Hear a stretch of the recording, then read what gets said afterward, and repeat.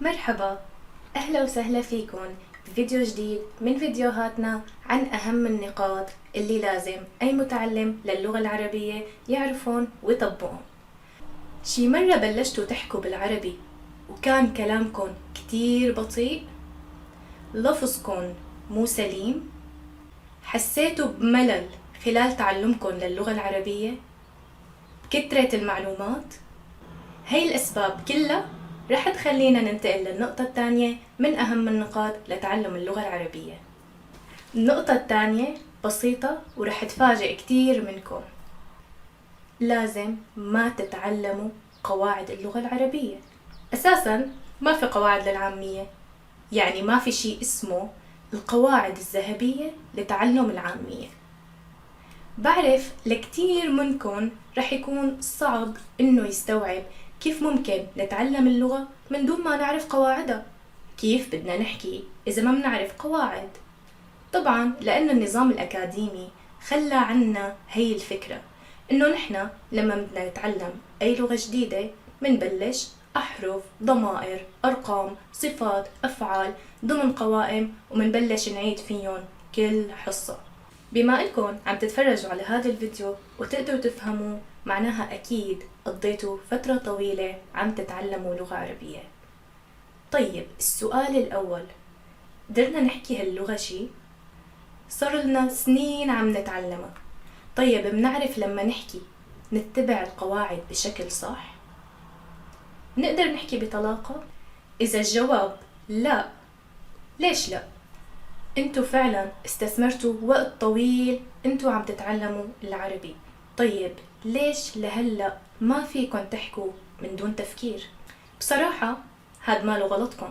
السبب لأغلبكن هو انكن درستوا قواعد كتير، ووقت بتحكوا بتفكروا بالقواعد وهالشي ببطئ الحكي. طيب ليش هيك عم بيصير؟ لأن الأساتذة بالمعاهد قالوا لكم إنه لازم تتعلموا قواعد اللغة العربية.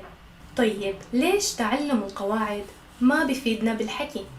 لأن وقت تركزوا على تعلم القواعد حيكون تركيزكم على تحليل اللغة من نحو وتصريف للأفعال. يعني وقت تبلشوا بالحكي رح تجوا تفكروا ماضي ولا حاضر، مستقبل، ضمير، هو، هي. طيب بالنسبة لتعلم القراءة والكتابة، هل هالشي صح؟ لا بأس. ليش؟ لأنه وقت عم تكتبوا أو تقرأوا في وقت كافي للتفكير.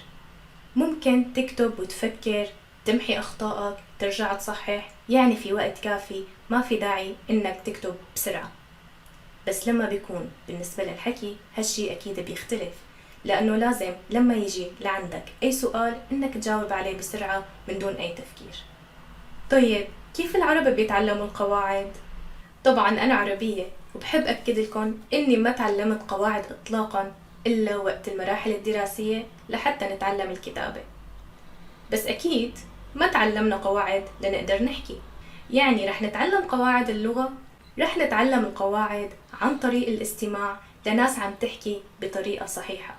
يعني لازم نركز على الاستماع بشكل مستمر، وممكن في حال وجود كتابة للملف الصوتي فبيكون كتير ممتاز، بس طبعا مو كتب قواعد.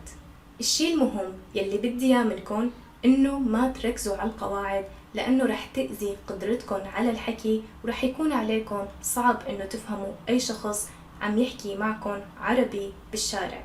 لهيك اذا كنتوا هلأ عم تتعلموا قواعد وقفوا وخليكن متابعين معي ببقية الفيديوهات لتعرفوا شو هي أصح طريقة لتتعلموا القواعد. بتمنى تكونوا استفدتوا من هذا الفيديو. لا تنسوا تشتركوا بالقناة وتفعلوا الجرس ليوصلكم كل فيديو جديد، وتشاركوها مع رفقاتكم يلي عم يتعلموا العربي. بشوفكم بالفيديو الثاني. سلام.